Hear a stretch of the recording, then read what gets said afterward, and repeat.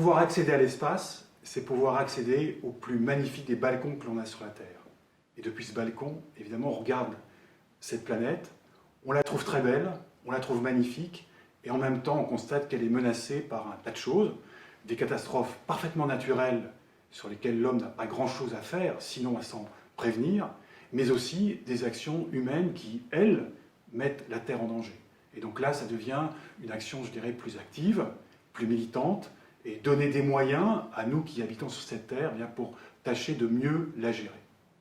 Depuis longtemps déjà, mais surtout depuis une dizaine d'années, quelques dizaines d'années où on a des instruments de mesure de plus en plus élaborés, on est capable de mieux connaître l'état de notre planète. Et on est aussi capable de mieux prévoir son avenir, avec évidemment beaucoup d'incertitudes. Et parmi ces incertitudes, ce qui est le plus intéressant pour nous, c'est de pouvoir mesurer celles qui dépendent de notre action. Et nous savons aujourd'hui qu'on peut changer cet avenir, on peut modifier, peut-être légèrement, mais de manière quand même réelle, cet avenir en fonction des décisions que nous prenons aujourd'hui et des actions que nous allons entreprendre. Et parmi ces actions, bien, un grand nombre aussi dépendent des moyens que nous disposons autour de cette planète pour nous observer et nous voir gérer cette planète Terre.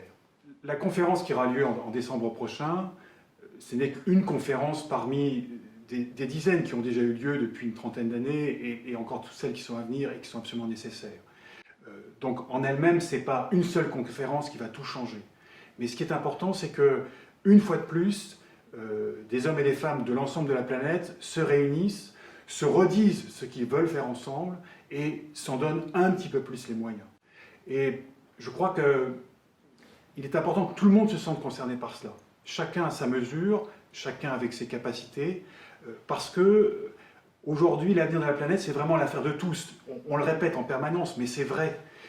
Et ce que disait un des grands penseurs qui est français, c'était penser globalement et agir localement. Et je crois que c'est vrai. Nous devons nous réunir pour penser globalement et en même temps repartir chacun là où nous sommes pour agir localement. Et ça, c'est ce que j'attends vraiment de cette conférence COP21. J'ai été très heureux de constater l'intérêt de tous pour cette encyclique du pape François.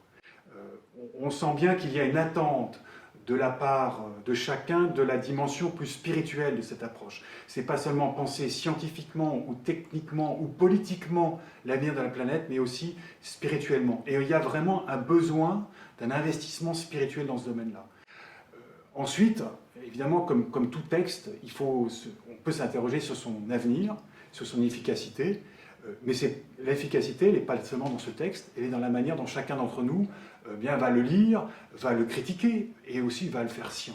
Et ça, c'est évidemment aussi une attente que j'ai par rapport même au livre que j'ai très modestement écrit, mais c'est comment toutes ces contributions peut-être un peu plus intellectuelles à cette question de l'avenir de notre planète, comment ces contributions vont vraiment entrer en acte.